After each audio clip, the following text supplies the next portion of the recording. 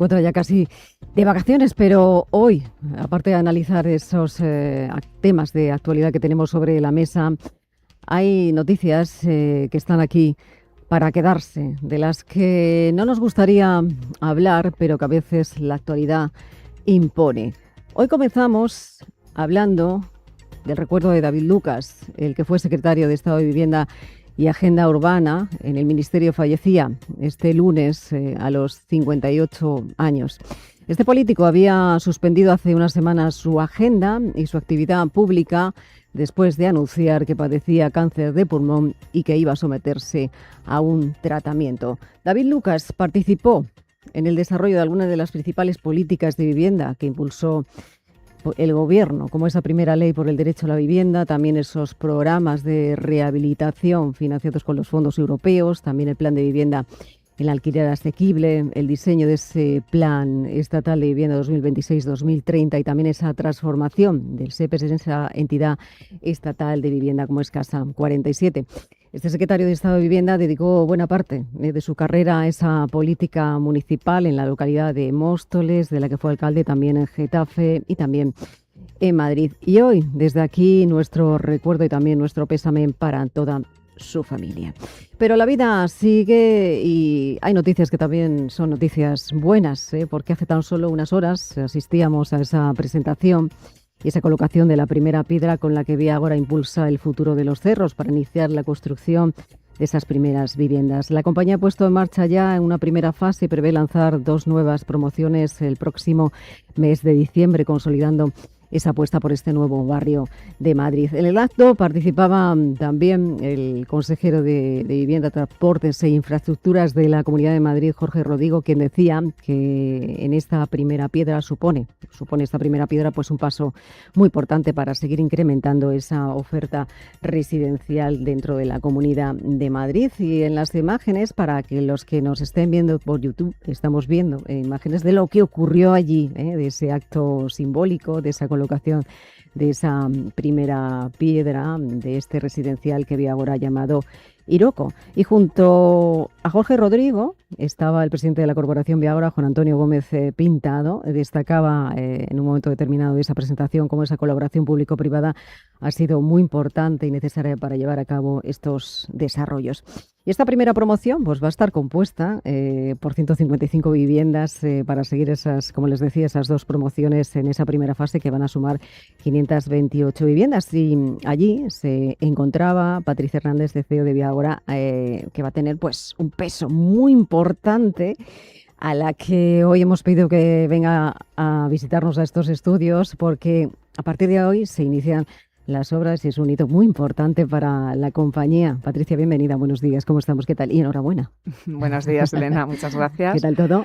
Pues porque ha sido muy importante, ¿no?, llegar hasta aquí. Sí, sin duda, la verdad que para nosotros pues es un motivo absoluto de celebración y de satisfacción, porque llevamos pues muchos años trabajando en un proyecto en el que hemos dedicado pues muchísimo esfuerzo, trabajo y cariño, la verdad, y bueno, y seguiremos haciéndolo porque el ámbito es grande y tiene 3 fases, pero esta primera fase, que ya nos permite desbloquear al conjunto del ámbito más de 4.000 viviendas y a nosotros más de 600, pues obviamente pues es un paso fundamental. Y creo que estamos de enhorabuena nosotros y de enhorabuena a todos los madrileños, porque al final creo que Madrid, no solo la ciudad, ¿no?, lo que es toda la comunidad, pues vive un momento muy especial, donde es palpable, ¿no?, ese atractivo que tiene a todos los niveles, de empleo, de actividad, de gente, ¿no?, de atractivo poblacional, y necesitamos ir acompañando todo eso con la oferta de viviendas, porque si no, pues todo esto al final pues no terminará de desplegarse en su pleno potencial. Bueno,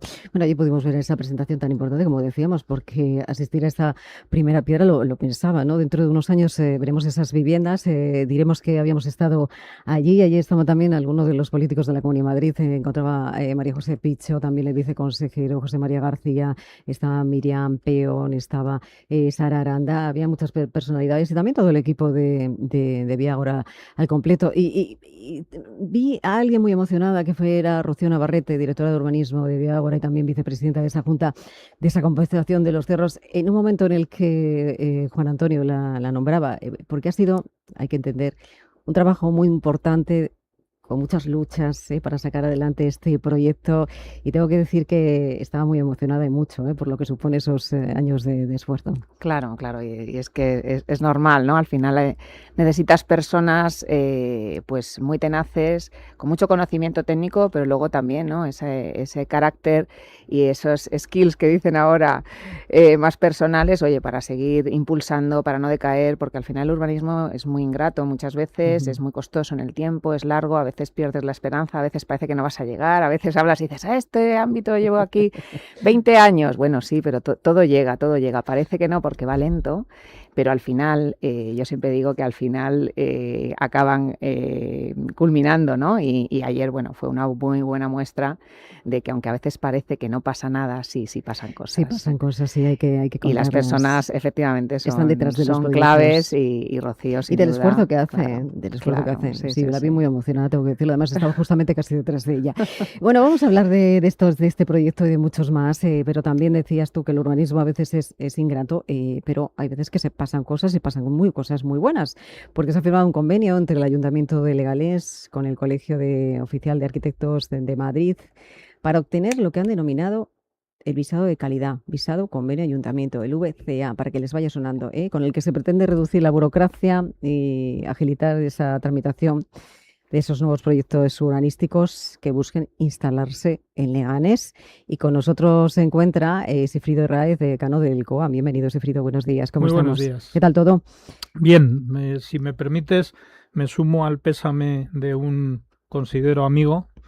Porque tú le conocías, claro. Iba a sumar la mesa ahora después, porque tú le conocías muy de cerca. Fuimos compañeros en el Ayuntamiento de Madrid y él en la oposición, pero siempre con rectitud, con trabajo, con honestidad. Son las tres palabras que yo utilizaría para David.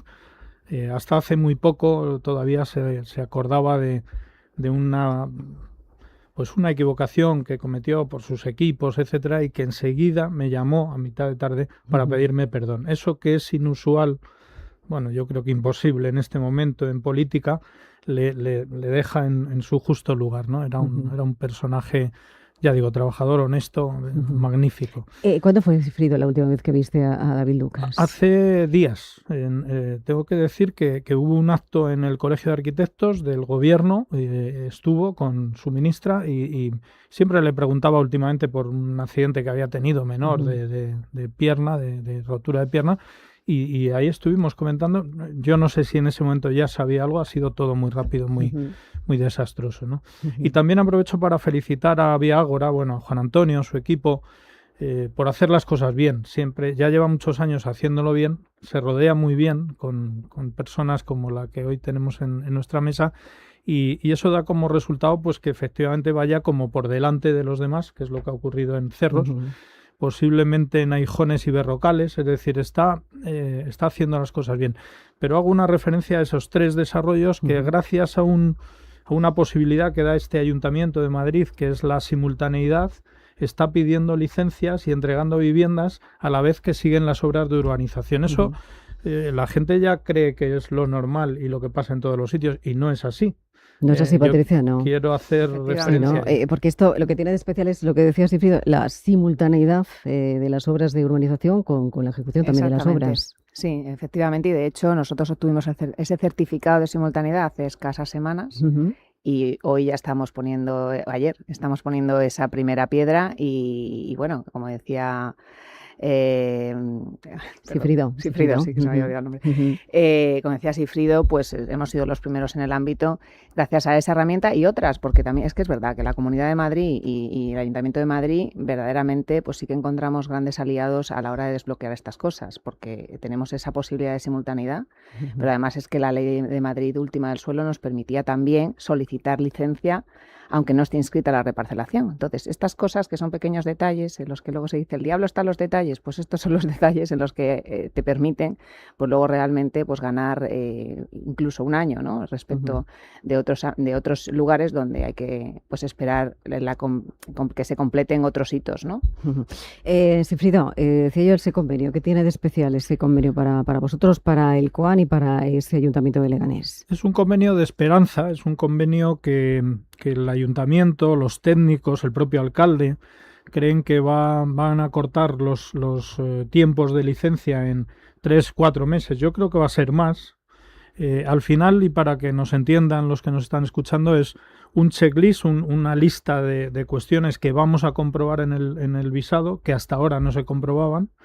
Ese checklist, esa especie de prelicencia donde verificamos una serie de condiciones urbanísticas, le llega al técnico municipal y él ya, en teoría, lógicamente puede hacer comprobaciones, pero en teoría no va a mirar eso.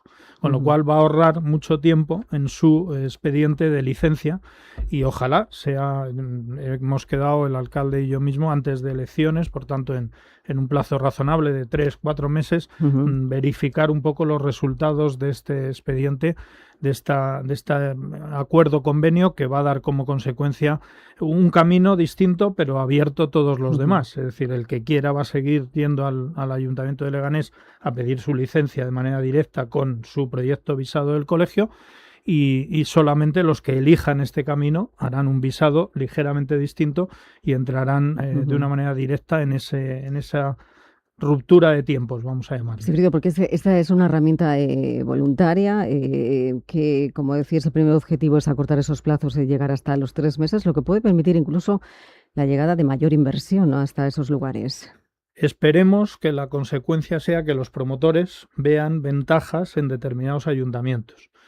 Ojalá el resto de ayuntamientos se sumen a estas iniciativas que lo que hacen es recortar los tiempos de licencia, que como bien sabemos y saben sobre todo los promotores, es uno de los hándicaps importantes con lo que juega ahora mismo la política de vivienda. Es decir, ahora mismo uno de los problemas mayores son los tiempos de urbanización, de licencia, etcétera, etcétera. En el momento en que eso se vaya engrasando, solucionando, teniendo ciertas garantías de que la rapidez y la garantía sobre todo de que va a ocurrir lo que prevés que va a ocurrir cuando haces una inversión en un suelo, ¿no? Yo creo que la seguridad jurídica, eso es fundamental, ¿no? Y eso yo creo que los ayuntamientos están por la labor, la comunidad autónoma, como ha dicho Patricia, absolutamente, y yo creo que todas las leyes y normas, incluida este tipo de convenios, van en la misma dirección, a cortar tiempos. Está pasando que esto es replicable a otros ayuntamientos. Este es el primer convenio que se firma, pero entiendo que hay muchos ayuntamientos que pueden estar también interesados, ¿no?, a esta nueva herramienta. Bueno, están enviando ahora mismo su interés muchos de los ayuntamientos. Por respeto voy a omitir quiénes son hasta ahora, pero ha habido 2 muy concretos, grandes, que ya nos han pedido el propio convenio y en los anexos, es decir, ese checklist que el Ayuntamiento de Leganés tuvo a bien enviarnos. Y lo más importante, voy a tener un contacto he tenido con los técnicos del Ayuntamiento de Madrid y les hemos enviado este convenio para su revisión y vista, pero también tengo que ver al propio alcalde y al concejal para ver la posibilidad de que en nuestro ayuntamiento mayor de la comunidad también se puedan abreviar tiempos de licencia. Patricia, quería comentar, porque habíamos quedado... ¿Tú conocías a David Lucas? No personalmente, pero la verdad es que las referencias que he tenido siempre de él y obviamente en estos últimos días mucho más, pues la verdad es que son, como decía Sigfrido, pues de una persona que representaba valores, ¿no?, que yo creo que son fundamentales en la política y en cualquier entendimiento de una sociedad. Así que, bueno, pues no lo he dicho antes, pero me sumo, por supuesto, ¿no?, a ese pésame que lanzabas y a ese recordar, ¿no?, a una persona y que, bueno, que representaba también lo que creo que necesitamos. Pedro Soria, consejero de Estrategia y Desarrollo de Negocio de Tecnitasa, bienvenido. ¿Cómo estamos? ¿Qué tal? Buenos días, pues fenomenal. Bien. Oye, estáis sin parar. Primera mitad de año, sector previsiones, estudios sobre la mesa, con publicaciones que estáis sacando, con estudios sobre la mesa de costa. ¿Qué es lo que está pasando en la costa? ¿Por qué están subiendo los precios del alquiler? ¿Qué es lo que está ocurriendo?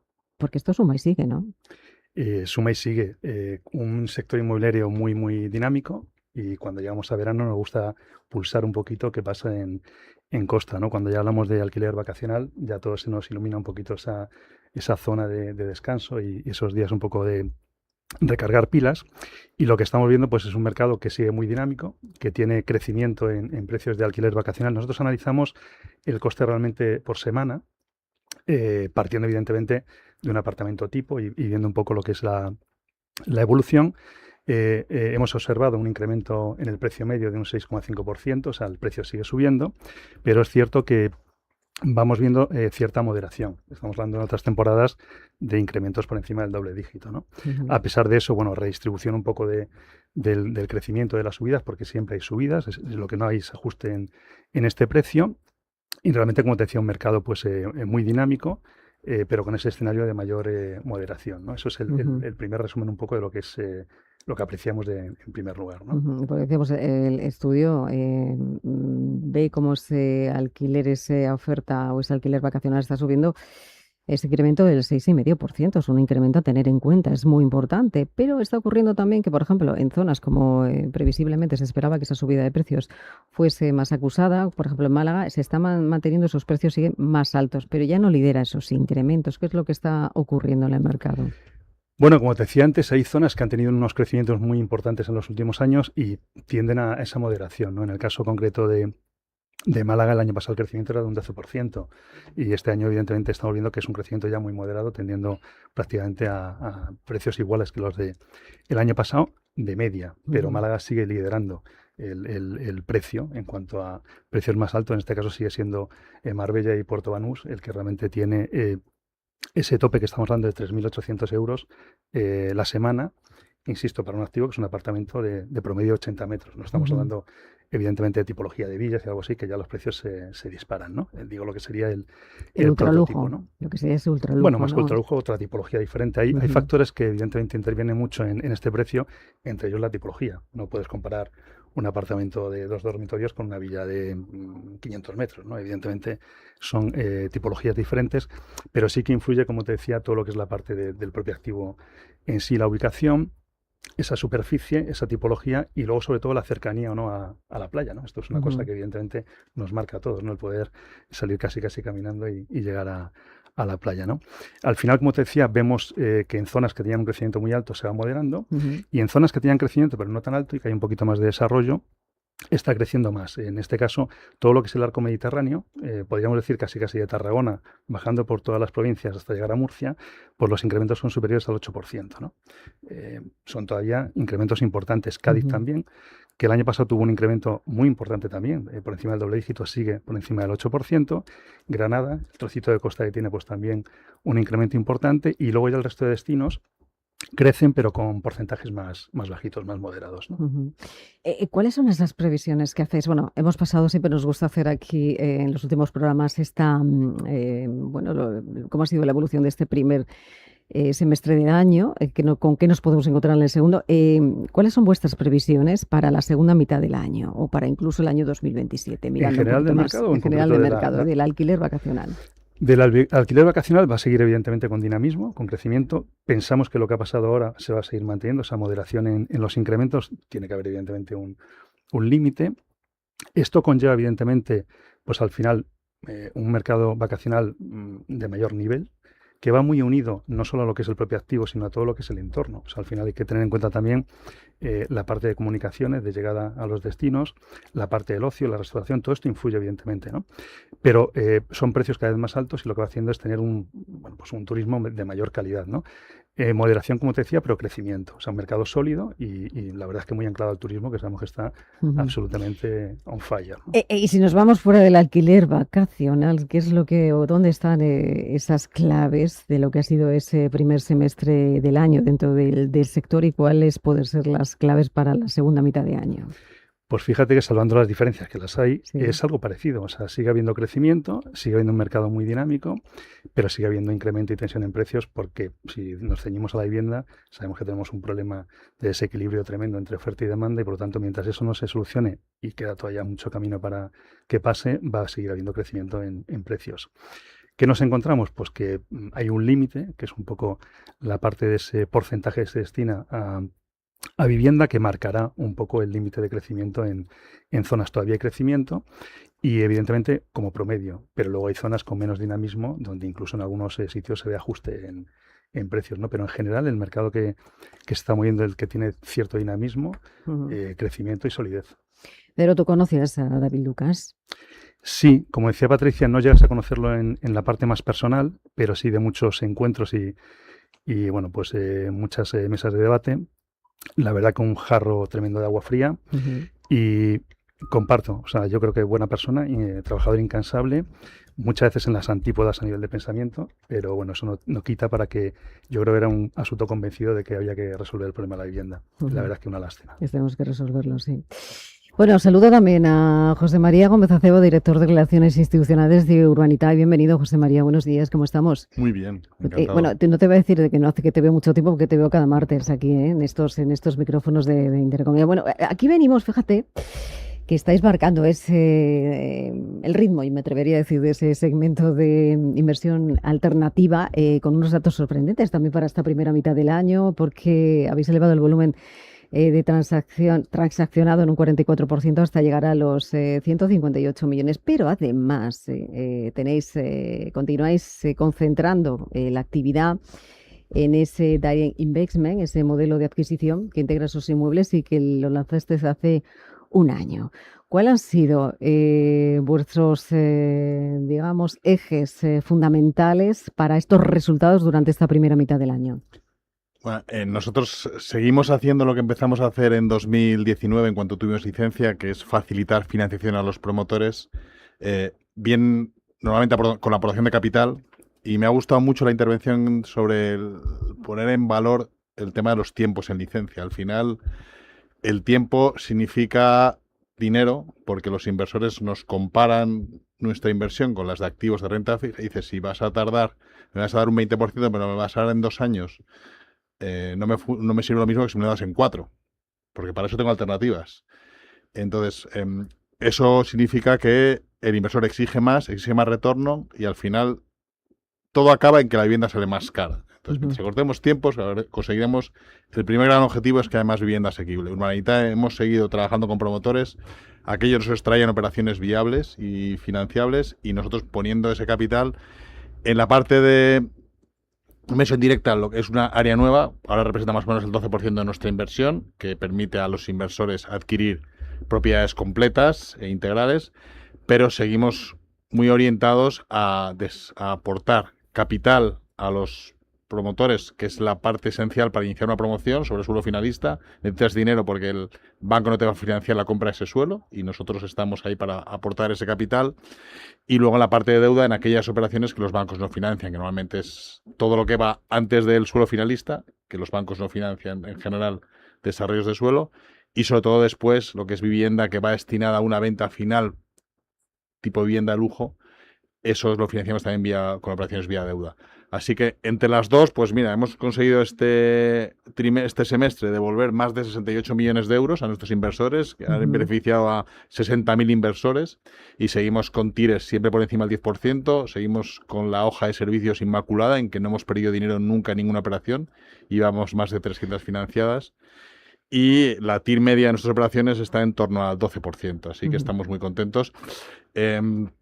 Creemos que además haciendo una función que nos está haciendo mucha gente, que es aportar ese capital necesario para las operaciones. José María, ¿cómo se consigue todo eso? Porque aquí que está trabajando pico y pala también, ¿no? Veíamos en los cerros ahí haciendo, bueno, poniendo la primera piedra para construir, pero vosotros lleváis también construyendo esa inversión inmobiliaria durante los últimos 5 o 6 años, creo. ¿Cómo se ha conseguido? ¿Qué es lo que hay que hacer? ¿Dónde está el secreto para estar donde estáis en este momento? Bueno, si yo trabajo, vais a decir que me voy a ir al lugar común. Bueno, hemos montado un equipo muy potente que trabaja de la mano con los promotores para desarrollar el plan de negocio del proyecto, y además acompañarle durante todo el proceso hasta el final. Y a su vez tener la capacidad de ir informando a los inversores de la marcha de las operaciones.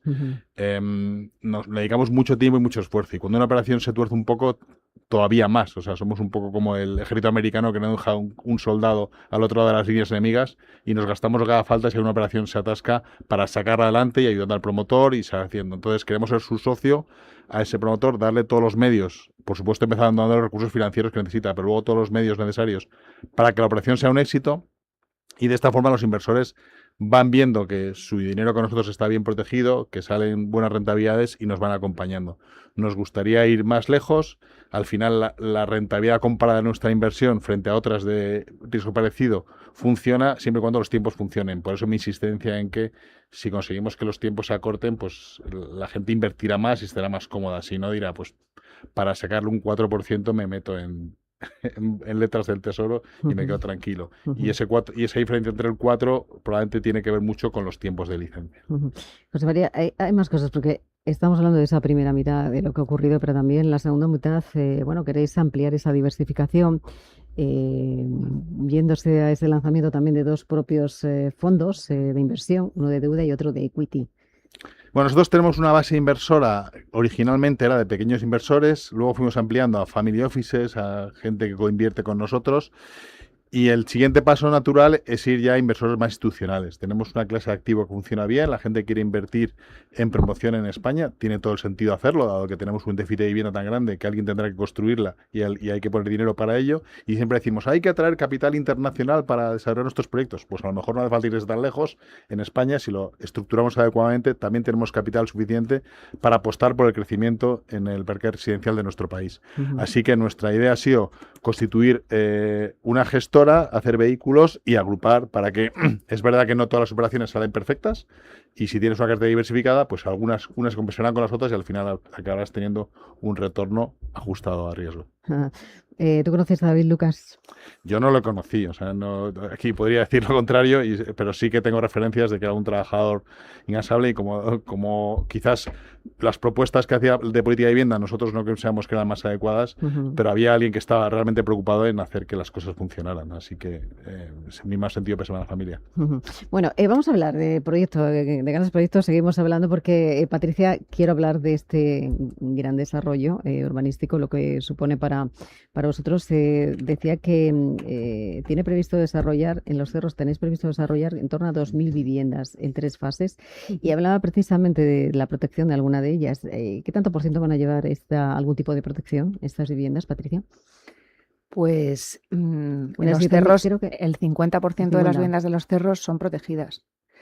Y hay que tener en cuenta un dato también muy importante, y es la nueva ley de medidas urgentes que recientemente aprobó la Comunidad en el mes de junio y que eleva potencialmente en un 20% adicional todas esas parcelas destinadas a suelo protegido.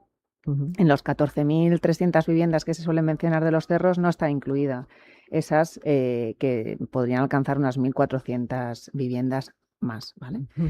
Y por lo que respecta a nuestra cartera, es verdad que gran parte de esas viviendas protegidas han sido objeto de cesión al Ayuntamiento de Madrid dentro del desarrollo del ámbito urbanístico. O sea, en todos los desarrollos urbanísticos se cede un 10% del aprovechamiento de manera obligatoria al Ayuntamiento. Es una de las grandes plusvalías que se aportan, que muchas veces la gente desconoce, ¿no? Pero en toda esa transformación urbanística hay unas plusvalías generadas que se ceden gratuitamente y urbanizado a la sociedad, ¿no?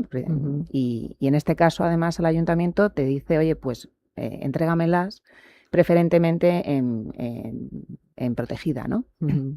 Por tanto, nuestro porcentaje no es exactamente, pues alrededor tendremos como de un 30% de la vivienda que tenemos en el ámbito es protegida. ¿Vale? Como te digo, no se mantiene el porcentaje en los propietarios por este tema, ¿no? del Ayuntamiento. ¿Y cómo se va a desarrollar? ¿Cómo vamos a ver esas viviendas de en ese barrio? Y que habéis denominado, además, se me llama mucha atención, Iroko. Iroko. ¿Por qué Iroko? Pues porque es una madera. ¿Ah, sí? Y sabes que nosotros en la corporación estamos muy comprometidos con el uso de la madera como material de construcción, reivindicar un uso que ha sido histórico, tradicional a lo largo de la historia, no solamente en España, en el resto del mundo. Lo que pasa que es verdad que en España y otros países mediterráneos quizás se ha abandonado ese uso, pero siempre decimos, ¿no? El barrio Salamanca está entero construido con madera. Y su uso y su resistencia, desde luego, está fuera de dudas. Hoy día, además, contamos con una tecnificación importantísima, ¿no? que permite hacer usos mejores de esas maderas, y esta es un poco nuestra apuesta también en un contexto donde se apuesta por la sostenibilidad y por la industrialización. La madera, además, es un material muy interesante a la hora de industrializar, ¿no? Entonces, bueno, pues hemos querido hacer un guiño en todos nuestros proyectos y ahora pues son nombres de maderas, algunas verdaderamente que yo ni conocía, ¿eh? O sea, que te acostumbrarás a ver nombres. Este Iroko yo creo que a todos nos lleva a la madera, pero hay otros que no son tan evidentes. Frida, ¿te sonaba Iroko? Absolutamente. Yo tengo en mi casa la suerte de tener madera Iroko, que es una madera con un rojo espectacular. ¿Ah, sí? Que es muy bonita. Es una madera tropical, es una madera cara, pero es una madera dura y magnífica. Me llama la atención, si me lo permites, que un promotor encima de una mesa de debate sobre vivienda hable de la calidad de la vivienda, me parece que es muy de elogiar. Es decir, estamos hablando de que esas viviendas, desconozco si son libres o protegidas, creo que son libres. Estas son libres. Son iguales que las que al lado va a hacer la empresa municipal de la vivienda protegida, ¿no? Ujú. A mí eso me parece el gran avance en materia de vivienda y de vivienda social en España, no solo en Madrid, ¿no?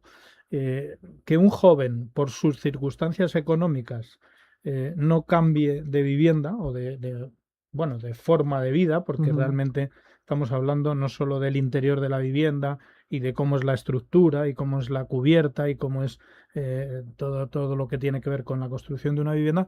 No, tiene que ver con la forma de vida. O sea, los de la vivienda protegida tienen las mismas instalaciones, piscina, pádel, etcétera, que los señores que van a una vivienda libre, ¿no? Con todo lo injusto social que también crea eso, sobre qué paga uno, qué paga otro, por qué ese impuesto revolucionario, ¿no? De cesión del 10% al ayuntamiento, lo tiene que cargar pues un señor que llega y compra su solar y de repente le dicen, no, pero el 10% es para el ayuntamiento, ¿no?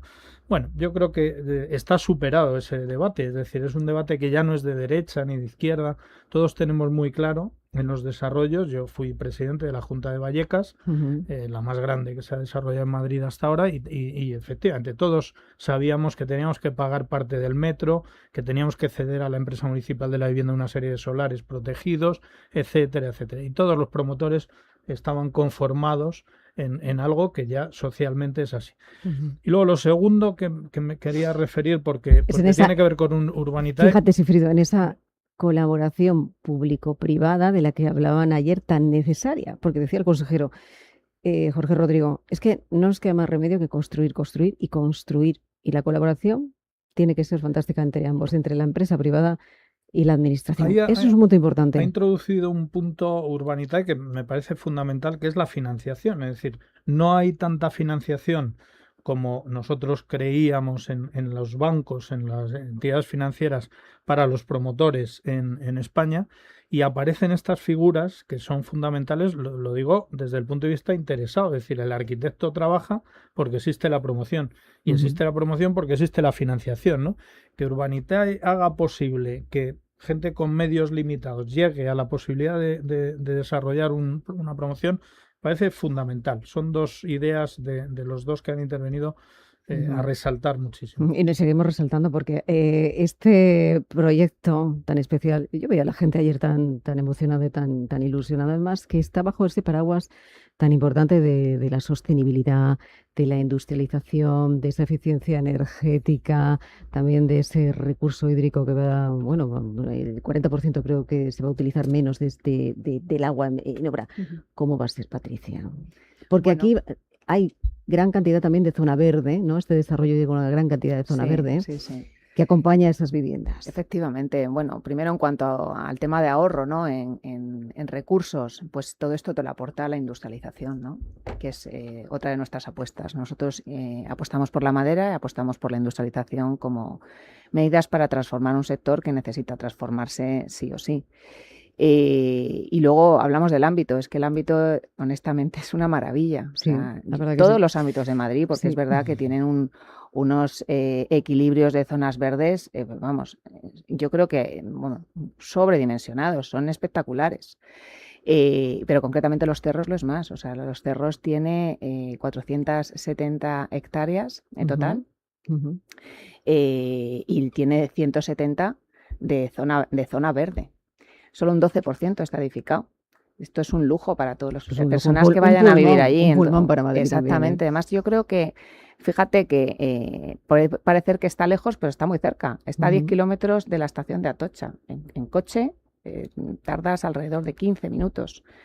Realmente está muy cerca y va a estar muy bien conectado. Son barrios que están muy bien conectados, como digo, con Madrid principalmente. Concretamente Los Cerros, además, dispone de un bus el BRT, que es un bus rápido que va por su propio carril, sería Ujú. como una especie como Lanzadera. sí, como una lanzadera a otros puntos de transporte, como el metro, la línea 9, la línea 1, y luego, bueno, pues tiene muy buenas conexiones a grandes carreteras como la A3, la M203, la M206, bueno, y como digo, lo que es el ámbito está bien conectado, y luego es una zona, yo creo, como de descanso, ¿no? Ujú. Descanso visual, descanso ambiental, porque al final muchas veces la ciudad es fantástica, ¿no? Yo creo que te da un ritmo y es frenética y está estupendo, pero yo creo que al final del día está también muy Necesitas también bien ir a un desconectarte. sitio donde puedas Sí. desconectar. Y de Ujú. hecho, en Iroko hemos diseñado, aparte de las zonas comunes que siempre solemos poner, pues, ¿no? de piscina, esas zonas gourmet, el rooftop, sala wellness, bueno, pues lo que ya vienen siendo habituales, y hemos añadido un espacio nuevo, que es un espacio de lectura y de desconexión digital. Qué Porque es maravilloso. que yo creo que todos estamos de acuerdo, ¿no? En que toda esa conexión está fenomenal y realmente nos aporta muchísimas cosas, pero también nos agota, ¿no? Y necesitamos reconectarnos entre nosotros y un poco con el verde, con la naturaleza y desde luego yo creo que tan cerquita de Madrid, bien conectado y disponer, ¿no? de la posibilidad de tener una vivienda y además de calidad, pues yo creo que es un lujo para todos los madrileños. Ujú, es un lujo. ¿Y cuándo veremos las primeras viviendas construidas? Pues a ver, nosotros sabes que somos muy rápidos. Te Empezamos digo los para que primeros visualicen, ¿eh? Si alguien puede y yo pasar por creo ahí. que en 18 meses esperamos tener ya las viviendas terminadas. Ajá. Y comercializadas a partir de... Estamos ya Ya comercializando, comercializando. sí. Hemos salido con este primer proyecto, en breve vamos a lanzar un segundo, que es la parcela gemela, que está a esta, y además es un ámbito que yo creo que los cerros tienen una ventaja respecto al resto de ámbitos del sureste, y es que la fase 1 es muy pequeñita, concentradita, y entonces eso va a generar pues esa sensación de barrio pues pronto, ¿no? Y esa sensación de consolidación yo creo que se va a agilizar respecto a lo mejor de otros ámbitos pues que, oye, pues también tendrán su consolidación más adelante, pero van a tardar un poquito más. Ujú. Oye, ¿qué significa para ti ver este desarrollo en marcha a partir de hoy? Pues ya te digo, una satisfacción enorme para todos, ¿eh? La verdad que estamos todo el equipo súper satisfechos porque al final, como te decía, al final pues gran parte de nuestras batallas de los últimos 6 años pues están alrededor de este ámbito, ¿no? Y son, Se bueno, nota ya de pues disfrutar. efectivamente, así que como te digo, nos vamos a ir este verano de vacaciones pues con un doble check muy importante en nuestra, bueno, pues en nuestro proyecto y en nuestro plan, ¿no? de negocio y de estrategia de nuestra compañía. Ujú. Sigfrido, voy a decir desarrollos urbanísticos, construcción de vivienda, que es lo importante, hacer bueno, convenios como el que ha hecho el COAN. No sé si hay algo que le preocupe antes de irse de vacaciones y que tenga que resolver a la vuelta, hablando del sector inmobiliario. Es una pregunta que voy a trasladar al resto también. Bueno, es hacer el negativo de lo que estamos diciendo que es positivo. Es decir, donde no hay convenio ni interés en dar licencias. Tenemos ayuntamientos donde me han pedido amparo 5 equipos de arquitectos. He acudido a hablar con el técnico, una señora técnica en este caso, y sigue igual. No se dan licencias por un problema, el que sea, administrativo, etcétera. Es un ayuntamiento grande de Madrid, ¿eh? Por tanto, el negativo, lo que tenemos que trabajar es donde no se está haciendo bien, donde no se están haciendo bien las cosas, ¿no? Y efectivamente, yo creo que ahora mismo las administraciones en general quieren, o sea, yo estoy seguro de que si hablo con esa alcaldesa de ese ayuntamiento del que estoy hablando, va a querer que lo que no funciona, funcione. Quedaron en enviarme las estadísticas, cosa que no han hecho. Evidentemente, cuando algo no funciona, es un caracol, o sea, se mete dentro de su concha y no. Yo creo que las cosas en general están yendo bien. El sureste es un ejemplo claro, es decir, o sea, Cerros, Berrocales, Aijones y Valdecarros es la gran esperanza en cantidad de viviendas de Madrid. Pero tendremos, y yo se lo he dicho ya varias veces al alcalde, que pensar que en Madrid hay otros espacios susceptibles de hacer vivienda, igual que se ha hecho el flex living en dotacionales, es decir, muchas cosas, muchas medidas muy buenas que están dando posibilidad de que nuestros jóvenes vivan alojados adecuadamente. Tenemos que ver qué huecos, además de campamento, existen todavía en la ciudad de Madrid y en nuestra comunidad autónoma para seguir haciendo vivienda. La mejor dotación y el mejor equipamiento es la vivienda. O sea, lo que un ciudadano joven te está pidiendo en la puerta de esta radio hoy no es, con perdón, un polideportivo, una zona cultural, una zona verde. No, te está pidiendo vivir dignamente y por tanto esa es la primera lucha y yo creo que hay espacios, en el sur de Madrid hay espacios amplios, grandes, posibles, que tienen una calificación industrial que no se va a desarrollar nunca y efectivamente su transformación, que está llamado a tener sí o sí, hará que tengamos grandes pulmones de vivienda todavía en la ciudad de Madrid. Y me parece obligado que las administraciones vayan más allá buscando estas soluciones, no en su legislatura, en sus 4 años, no, estamos hablando de proyectos que se van a desarrollar dentro de 10, de 15, de 20. Decía, llamarían a la puerta aquí y seguramente que muchos de los compañeros también tienen ese problema porque nos lo trasladan constantemente, de que no encuentran vivienda, de lo que encuentran está muy caro y que, bueno, pues que tienen que compartir piso o tienen que irse muy lejos a vivir fuera de Madrid, con lo que conlleva eso, los desplazamientos, pero seguramente que alguno de ellos los vamos a ver en la puerta enseguida. Pedro, dime. Cuéntanos. Para después del verano. Para después del verano. Bueno, ¿Con qué nos llevamos? En verano cargar pilas. Cargar pilas, necesitamos hacerlo, ¿no? Estamos llegando, yo creo, ya todos un poco al límite porque ha sido un año intensito, ¿no? Sí. Nosotros seguir analizando el mercado. Al final es nuestra función asesorar, hacer esa labor de consultoría, de poner un poco encima de la mesa cómo está funcionando el mercado, dar esa visibilidad un poco a nivel global, porque muchas veces nos centramos en ámbitos muy locales, que es normal porque el día a día se concentra ahí, pero nosotros tenemos la capacidad de analizar el mercado en su conjunto y plantear también posibles soluciones, ¿no? Al final, aquí encima de la mesa se han puesto en marcha, y Frío lo comentaba, ¿no? Yo creo que temas fundamentales, ¿no? Empezando por la parte de financiación, esa financiación alternativa y complementaria a lo que es la financiación tradicional, y es muy necesario hoy en día, porque es cierto que aunque hay financiación para grandes promotores, pues hay un trozo de mercado que no tenía esa salida. La parte de industrialización, sostenibilidad, proyectos tan potentes como el de Villagora, que al final yo la verdad es que estoy contento porque tengo muchos amigos en la compañía y me alegra ver esas sonrisas cada vez que hablamos de este tema. Y luego la parte de colaboración público-privada, si Frida comenta aquí un proyecto, me parece es fundamental, se tiene que seguir atacando ahí, porque como decía José María, es fundamental el plazo y sobre todo yo creo que la certidumbre, o sea, la certidumbre realmente de que cuando pones un proyecto en marcha, sepas aproximadamente cuando empieza y finaliza, ¿no? Y esto es una cosa que ya en el sector inmobiliario se había perdido. O sea, empezabas un proyecto y no tenías ni idea qué podía pasar y cuándo ibas a acabar, ¿no? Con lo cual, captar capital e inversores era muy complicado, ¿no? Nosotros estamos ahí, queremos seguir ahí, con muchos proyectos, analizando mercados. Por ejemplo, a la vuelta de verano tenemos un informe muy potente, que es el de mercado de lujo. Sé que es un escenario diferente, un mercado diferente, pero en el que estamos muy metidos y que además sabes que estuviste el año pasado con nosotros. Es verdad.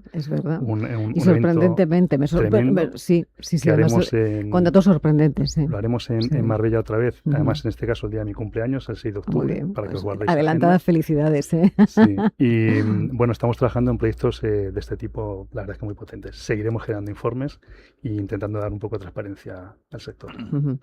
José María. Pues lo mismo, suele ser el segundo semestre del año incluso más activo que el primero. Sí.